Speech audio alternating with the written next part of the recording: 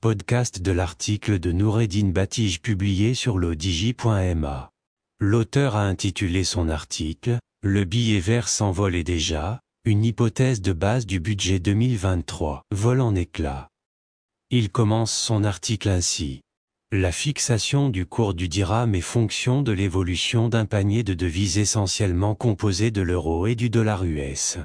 Le poids de chacune de ces deux monnaies dans le calcul est déterminé par un certain nombre de considérations dont l'importance est le poids des échanges du pays avec ses partenaires.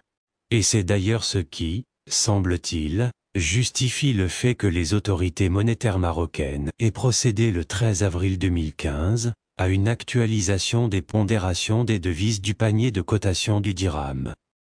L'auteur poursuit son article ainsi, afin de refléter, à juste titre, la structure d'alors des échanges extérieurs du royaume, cette pondération fut fixée depuis, à 60% pour l'euro et 40% pour le dollar US contre respectivement 80% et 20% auparavant. De ce fait, la monnaie nationale demeure fortement arrimée à l'euro.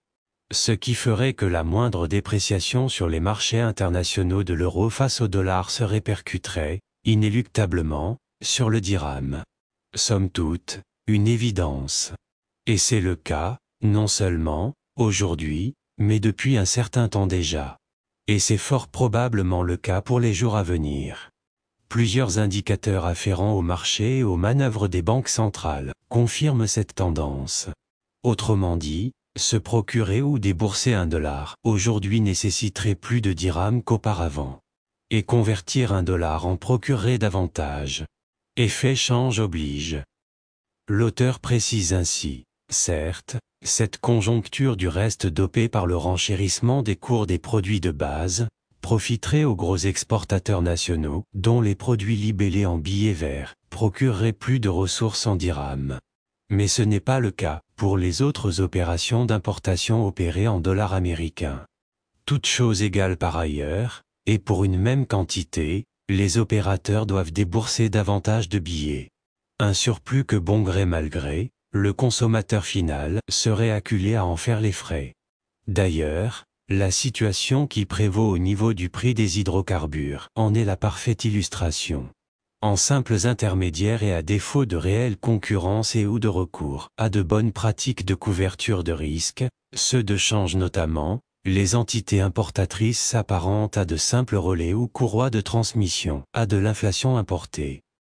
L'auteur ajoute ainsi, la Banque centrale a beau sensibiliser sur ce genre d'instrument en tant que prérequis à davantage de flexibilité du dirham, les concernés ont la tête ailleurs.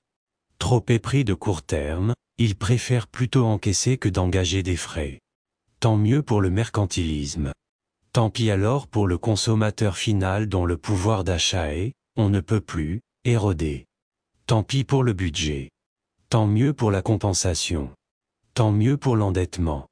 Tant pis pour la balance des paiements. Tant et tant de dépenses à prévoir, voire à anticiper. L'auteur conclut ainsi.